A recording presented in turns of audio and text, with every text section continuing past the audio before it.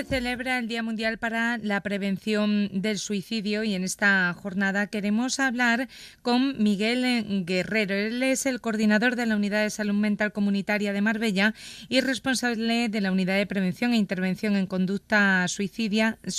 el programa Cicerón del Hospital Universitario Costa del Sol de Marbella. Miguel, muy buenas tardes. Hola, muy buenas tardes. Bueno, en esta ocasión podemos ser un poquito optimistas porque los datos parece que van bajando, ¿no? El número de suicidios van descendiendo en comparación con años anteriores. Pues sí, ciertamente la evolución de la cifra de la tasa de mortalidad por suicidio en nuestro país, que sigue siendo un problema social de primer orden, afortunadamente esa emoción de alivio la estamos viviendo tras unos años, sobre todo a raíz de la pandemia, en el año 21-22, donde se alcanzaron cifras récord en España, tanto de mortalidad bruta como de personas que habían realizado intentos de suicidio, y afortunadamente, como digo, estamos viendo un descenso que todavía es lento y es progresivo y se está estabilizando para llegar a cifras prácticamente de primeros de siglo, del 2000, donde la tasa se situaba en 8 fallecidos por 100.000 habitantes. Y ciertamente después de vivir estos años, seguramente por los factores no contextuales que ha supuesto la pandemia, que ha sido una crisis sanitaria, pero también ha conllevado una crisis económica, una crisis institucional, una crisis política, la inflación de precios, los problemas que está habiendo también en Europa, que están generando un endurecimiento de las condiciones de vida, pues parece que se están corrigiendo, y creo también, o quiero pensar con esa parte optimista que tú comentabas, que las medidas de prevención de suicidio que se han ido habilitando por diferentes instituciones, tanto de ámbito local, autonómico y de ámbito nacional, pues vayan teniendo también sus frutos y sus resultados, y vayamos consiguiendo reducir el mayor número de muertes posibles evitables por esta causa que es el suicidio. Bueno, Miguel, se va avanzando. De hecho, se ha aprobado el Plan de Acción para la Prevención del Suicidio 2025-2027. ¿Qué medidas se recogen en este plan y en qué medida va a repercutir en la salud de los pacientes al final? Bueno, este era un plan que ha sido altamente reivindicado por todos los que trabajamos en la prevención del suicidio, por las asociaciones, por los familiares, los afectados, y efectivamente es un hito en España porque es el primer plan de acción de prevención del suicidio de ámbito nacional, pero evidentemente debido a la Constitución y debido a la transferencia de competencias que tiene nuestro país, ahora son las comunidades autónomas y sus diferentes responsables los que tienen que implementar o tienen que alinear esas medidas de prevención con el propio plan. Básicamente el plan es como un recetario de aquellas recomendaciones, de aquellas medidas de prevención de suicidio y de intervención que han demostrado evidencia científica que pueden ayudar a reducir en una proporción muy significativa el número de muertes. Tiene que ver con la prevención universal, una parte de estrategias que van dirigidas a toda la población, donde están incluidos, por ejemplo, la comunicación en medios de comunicación responsable en redes sociales, las campañas públicas de visibilización, la inclusión de la prevención de la salud mental en las aulas, en el ámbito educativo, y la restricción, por ejemplo, de acceso a métodos, realizar entornos seguros. Luego hay un grupo de estrategias que van dirigidas a poblaciones más vulnerables, a poblaciones más frágiles, que es lo que le llamamos prevención selectiva, que tiene que ver básicamente con atender de una manera específica el riesgo de suicidio en estos grupos, en estos colectivos que estoy diciendo que son de riesgo, como pudieran ser las personas mayores, la población infanto-juvenil o colectivos que están en riesgo de exclusión social, personas que padecen enfermedades físicas o mentales de manera crónica recurrente, y una parte también del plan que tiene que ver con la prevención indicada, que ya son aquellas medidas o aquellas estrategias que van dirigidas específicamente a las personas que ya han llevado a cabo una conducta suicida, o bien han hecho un intento de suicidio, o bien están planeando un suicidio, que eso sería una situación de riesgo, que muestran intencionalidad, y la atención también a los supervivientes, que no hay que olvidarlos, que son aquellos familiares, aquellas personas allegadas que han perdido a un ser querido por suicidio y quedan en una situación también de fragilidad. Básicamente ese es el compendio del plan de acción, que tiene poco tiempo de vigencia, todavía es pronto para medir resultados, pero en cualquier caso creo que estamos en la línea, ¿no?, de la Unión Europea de poder avanzar en medidas de prevención de suicidio. Estamos comentando que ha habido un repunte a la baja de esa cifra de suicidios, este plan nacional que se pone en marcha con una vigencia 2025-2027. Si bajamos a lo local, Miguel, ¿se mantiene esa tendencia también, esa reducción del número de suicidios en el ámbito de acción de este plan Cicerón? Es que tenemos que tener en cuenta que hablamos de términos generales, pero la distribución de ese descenso es desigual, no es democrática. Es decir, ha ocurrido de manera general, como digo, que están bajando las cifras, pero tenemos que tener en cuenta una mirada microscópica y hay ciertas áreas geográficas dentro de la propia comunidad autónoma de Andalucía o de la misma provincia de Málaga, donde sí que se ha dado un incremento de esa cifra. Por lo tanto, en términos globales, podríamos decir que estamos en una situación de descenso, pero ese descenso no es equitativo en las diferentes áreas. Por ejemplo, hemos notado como en Málaga capital sí que ha bajado la tasa de suicidio, o en el norte de Málaga, que es un foco epidemiológico muy importante, pero, por ejemplo, otras regiones como la Axarquía o la Costa del Sol, por ejemplo, occidental, sí que han ido aumentando levemente estas cifras. Por lo tanto, en salud pública es muy importante no solamente los datos macro que pueden orientarnos, en suicidio es muy importante, además, dentro en esa mirada de salud pública, de ver qué áreas geográficas son las que están evolucionando a favor de la prevención o no, y es ahí donde tenemos que poner todos los esfuerzos en prevención de suicidio para ajustarlos a estas tasas. Por lo tanto, yo creo que es importante también tener esa lectura micro a nivel provincial para poder poner en marcha estas medidas de prevención. ¿Qué factores influyen en que se produzcan estas variaciones, ¿no? Porque recuerdo que el año pasado, si no recuerdo mal, era la zona interior de la provincia, ¿no? La zona de Antequera y demás, creo que era la que acumulaba las peores cifras en temas de suicidio. Se trasladan esos datos a la costa. ¿De qué depende? ¿Qué veis vosotros en vuestro día a día, en vuestro trabajo? Pues mire, el resultado del suicidio, desde luego, es una combinación de múltiples factores que no solamente aluden a lo individual, ni siquiera a lo familiar. Hay unos determinantes sociales, unos determinantes económicos, políticos, culturales incluso también, que juegan un papel muy importante en la génesis del suicidio. Y estoy hablando de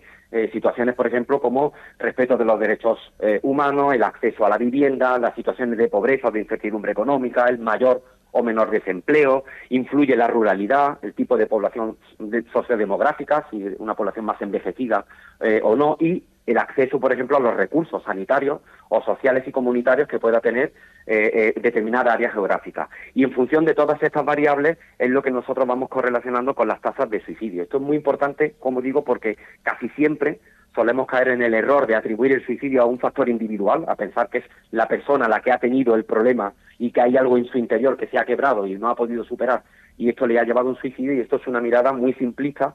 muy reduccionista, incluso diría muy poco ética e injusta, y obviar otro tipo de determinantes que tienen que ver con las condiciones de protección social y de protección sanitaria que puedan tener las poblaciones. Y efectivamente, como usted decía al principio, ciertamente es así, y todavía sigue siendo el norte de Málaga, la comarca de Antequera, la comarca de Noroma, que tiene que ver con Archidona y todos sus municipios que ya están cercanos a la provincia de Granada, es un foco epidemiológico no solamente de ámbito nacional, también de ámbito internacional, porque si la tasa de suicidio media en España es de 8,5 muertes por 100.000 habitantes, estas provincias acumulan incluso tasas de 25 por 100.000, es decir, que estarían casi triplicando la tasa nacional de prevención del suicidio. Y es ahí donde yo dirigiría la mirada a enfatizar y a poder desarrollar medidas de prevención de suicidio basadas en la evidencia, teniendo en cuenta esta particularidad o esta peculiaridad de este entorno geográfico. ¿Qué tasa de suicidio tenemos aquí en la zona de la costa occidental o en la Costa del Sol? Pues mire, la Costa del Sol tiene, hablaba de 8,5 para tomar la referencia de ámbito nacional, tiene una tasa de 9,4 por 100.000 habitantes, que dentro de la provincia es sensiblemente inferior a otras áreas, pero hay que tener en cuenta este sesgo que he comentado, que es que tenemos un foco epidemiológico de suicidio histórico en nuestra provincia que arrastra, digamos, los datos hacia el alza, pero sí me preocupa, por ejemplo, que va en aumento. La Costa del Sol, que ha tenido tasas de 7,5 por 100.000 habitantes en años previos, vemos como de una manera lenta y progresiva va aumentando las tasas de suicidio. Y eso evidentemente requiere un estudio y un análisis que posiblemente tenga que ver pues con lo que comentaba, ¿no? El endurecimiento, ¿no?, de la vida en la costa, las dificultades que estamos teniendo, ¿no?, de acceso a la vivienda, la mayor incertidumbre, la precariedad laboral, el aumento del consumo de drogas y de tóxicos que están muy relacionados, y sobre todo la falta de recursos sanitarios y de inversión social en políticas sociales que pueda haber en los municipios, que puedan estar gestionando la Costa del Sol, que tiene que tener también esa mirada preventiva y en todas sus políticas sociales incluir esa mirada de prevención de conductas suicidas. Miguel, ¿cuál es el perfil del paciente que atienden desde el programa Cicerón? Bueno, no hay un único perfil, ciertamente existen varios perfiles o varios clústeres que le llamamos, pero mayoritariamente estamos hablando de una mujer, 6 de cada 10 pacientes son mujeres, en torno a una edad media de 40 años, estaríamos hablando de 30 a 50, es una mujer en edad adulta, que padece algún problema psicológico, algún problema de salud mental relacionado con cuadros afectivos, que puedan ser depresión, ansiedad, están viviendo situaciones de estrés y están viviendo sobre todo una situación de sufrimiento personal en el cual no encuentran los medios de regulación o de afrontamiento, y lo están viviendo, digamos, en soledad o en estado de desesperación o desesperanza, y piden ayuda al sistema de salud, pero en muchos casos esa atención o llega tarde o no llega con la intensidad y con la eficacia necesaria. Entonces, eso supone una situación de riesgo y las personas pues pueden poner en peligro su vida con un intento autolítico, un intento suicida. Nosotros los atendemos en el servicio de urgencia hospitalaria del Hospital Universitario Costa del Sol y al alta, en menos de 7 días, son ya atendidos por la unidad Cicerón. Pero, efectivamente, hay otro tipo de perfiles de mayor gravedad que suele corresponder precisamente con hombres de una edad entre media de 55 años, los que seguramente también hay un perfil de necesidad de ayuda, de dificultad de pedir ayuda, por cuestiones también muy culturales que hacen que retrase en el hombre esa petición de ayuda y que mayoritariamente padecen también algún problema de salud crónica unido a esto que decía de la situación económica. Suelen ser personas que están viviendo situación de aislamiento y de precariedad económica o laboral, muchos de ellos migrantes, personas que vienen fuera a trabajar a nuestra área geográfica, que quedan en una situación de desamparo institucional, y esas son situaciones o factores de vulnerabilidad que nosotros vemos reflejados en la consulta de Cicerón. Dentro del programa Cicerón me imagino que habrá una especial atención también a los jóvenes. Sí, realmente es una unidad en este caso que atiende a personas de 18 años en adelante, que evidentemente también tenemos casos de adolescentes, si tenemos en cuenta que 18, 19, 20 años hoy en día perfectamente pueden tener los mismos emergentes que la población adolescente. Hay otro programa dentro de la unidad de salud mental comunitaria de Marbella y también en la unidad infanto-juvenil que está en Torremolinos, que es el área de referencia también de la Costa del Sol, que tienen programas específicos de atención a las conductas autolíticas y autolesivas en la población adolescente, que no deja de ser una población de riesgo, una población vulnerable, pero que afortunadamente, siempre insisto en esto, la tasa de intentos de suicidio, incluso en casos de fallecimiento, pues es mucho menor que en otras tasas etarias. Con esto puedo decir que, por ejemplo, en Málaga no ha fallecido ningún menor de 15 años por suicidio en los últimos 3 años. Y eso creo que también hay que tener en cuenta un poco, no desviar el foco epidemiológico a las personas mayores o al varón, que son 2 poblaciones de riesgo. La población adolescente, evidentemente, es una población para prevenir conductas suicidas que pueden ocurrir, pero afortunadamente, como digo, no tienen una tasa sensiblemente mucho más baja que en otras poblaciones etarias. Miguel, antes apuntaba la importancia de la atención también a los supervivientes, a los familiares, ¿no?, de personas que se han suicidado, también muy pendientes de ellos en este programa Cicerón. Imagino que los familiares, los amigos, el entorno cercano pueden dar una primera alerta, pueden convertirse en un eslabón fundamental a la hora de prevenir conductas suicidas. Este mensaje ciertamente es así. Yo estoy parcialmente de acuerdo porque puede tener sus ventajas, pero también puede responsabilizar de una manera excesiva al entorno. Vamos a pensar en una familia donde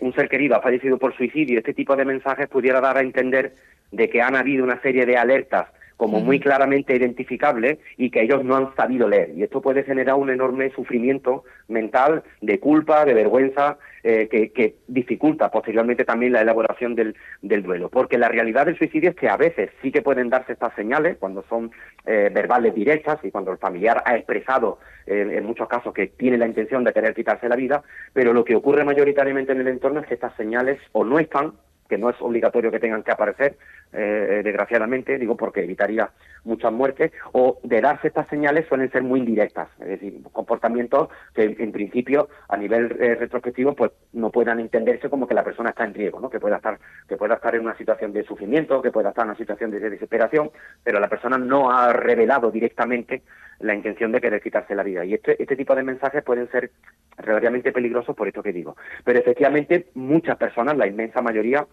van dejando frases que tenemos que acostumbrarnos a leer porque no explicitan directamente la palabra suicidio, pero sí que esconden muchos factores de riesgo. Por ejemplo, me siento una carga, me siento